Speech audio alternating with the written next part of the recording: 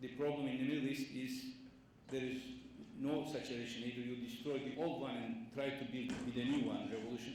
In Turkey, we want to continue certain assets and we have to renew it as a restoration. Restoration of our relations with Balkans, for example. Since you asked Balkans. Today,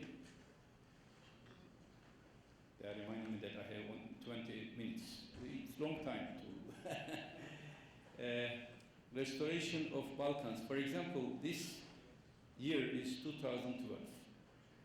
2012 is the 100th anniversary of Balkan Wars, when so many prejudices, so many bad memories, painful memories like what we discussed,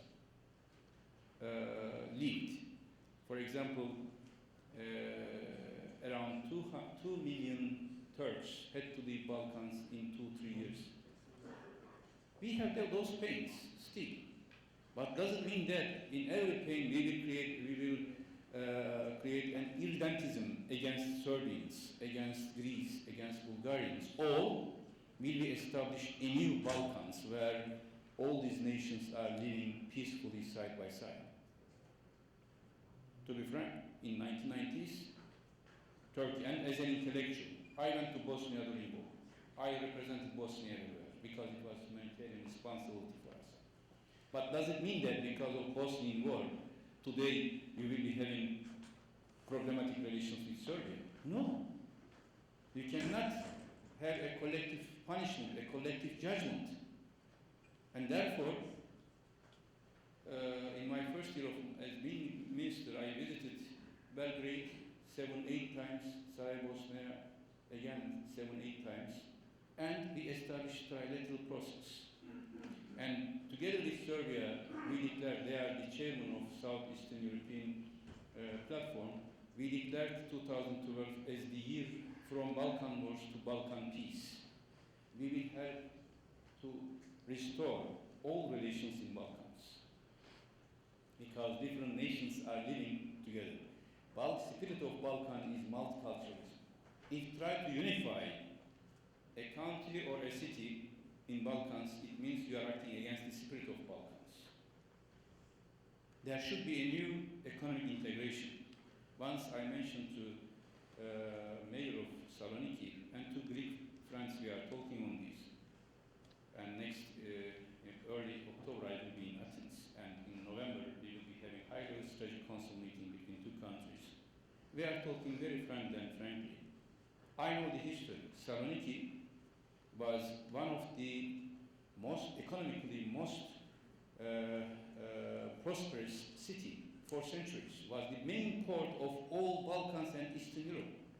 Today, Saloniki is a port, a very nice city, but doesn't have a big role in Balkans because after 60, 70 kilometers, there is another border which was like Cold War border in the past, and today still problematic relations with Macedonia. Same, Edirne of Turkey, Edirne. Edirne was the capital of Balkans, but today Edirne is the deadlock, the end of Turkey. Then a huge barrier of EU visa starts. And Edirne became a border city of Turkey, like Saloniki became a border city of Greece. Skopje, a great capital of Balkans for many centuries. But still, Skopje doesn't have that economic activity today. Or Sarajevo. Why? Because of the disintegration of Balkans. Because of becoming more and more smaller units in Balkans. What do we have to do? We have to make this a bigger unit. Together, shoulder to shoulder, not by imposition, not by dictating anything to others, but we have to have a new logic, a new philosophy in Balkans. That's what Turkey wants. Not neo-Ottomanism, as some claims, but not hostile enemies of nation states like in the 20th century, or Cold War, but a new Balkans. This is our vision, based on respect to territories, based on respect to cultural, religious, sectarian, or ethnic differences and respect to others. Macedonia, since there's a special question on Macedonia, Macedonia is backbone of these, because in Macedonia everybody is mixing historically and today politically. The stability of Macedonia is important, and we want Macedonia member of NATO. We do not understand why the name of a country is becoming a barrier for that country to be member of NATO. We have been supporting Macedonia's membership, and in every meeting there is a footnote in all NATO documents saying that Turkey recognizes Macedonia with constitutional name. We will continue to put that footnote until Macedonia is being recognized with their country, with their name. This is their right. Why are we talking on this? Or we will be supporting Bosnia-Herzegovina's membership to NATO. Some NATO allies were very reluctant. Personally, I had a sometimes long fight in NATO meetings and discussions just to convince my colleagues to allow MEP status to Bosnia-Herzegovina. Because Bosnia-Herzegovina is an ethical test for us. If 300,000 people being killed and 100,000 women were raped, it was not because of the mistake of Bosnia. It is because of the inefficiency and mistakes of international community and all of us. For us, Bosnia-Herzegovina is an issue of ethical integrity and responsibility.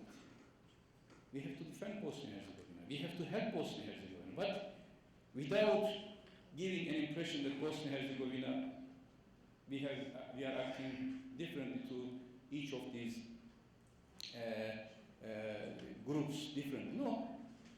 There is a need of restoration in Bosnia-Herzegovina. There is a need of restoration in Balkans.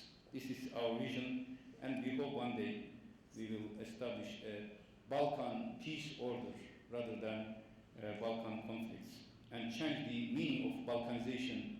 Balkanization is still being remembered as division, contrast, conflicts, and all this. One day, Balkanization will mean as reintegration, as a process of reintegration and restoration.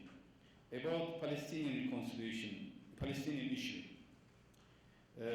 Of course, all issues are critical and important, but Palestinian issue is the most important regional and global issue. I am especially saying global issue. Nobody can limit Palestinian issue only to Palestinians and Israelis. If there is no peace in Jerusalem, there will be no peace in Palestine. If there is no peace in Palestine, there will be no peace in Middle East. If there is no peace in Middle East, there will be no peace in Europe. Unfortunately, the existing Israeli government, despite of all the promises from Oslo, from Madrid process, the Palestinian state was not established, was not recognized, has not been recognized yet. It was decided in 1991 in Madrid and Oslo that a Palestinian state will be established. Now, all Arabs, Palestinians, Muslims, Christians are asking, where is Palestinian state? And this is a valid question. Turkey will support the recognition of Palestinian state, and will support a viable Palestinian state living side by side peacefully with Israel, but its capital must be Eastern Jerusalem. That is what international community promised to Palestinians. But what Palestinians did receive? Did receive bombs, attacks, insults. It is time now to resolve this issue. It is in the interest of Israel, in order to integrate to the region again, to establish a peaceful relations with Palestinians. Now, after all this democratic transformation in the region, there is a new era. And in this new era of democracy, no Arab state can make peace with Israel if Israel doesn't convince Arab people in the street that they want a viable Palestinian state to be established. Now, assume that we will go to an election and all Arab nations will go, people will look how that Arab nation, Arab country is looking to Palestine. Even in Turkey, we are a democratic state. Today in Turkey, they may be having different positions vis-à-vis Cyprus issue, but on Palestinian issue, there is one position. By opposition, leftist, rightist, nationalist, people, that's the sentiment of the people. What Palestinians should do is an urgent nation reconciliation and start to a meaningful negotiation with Israel.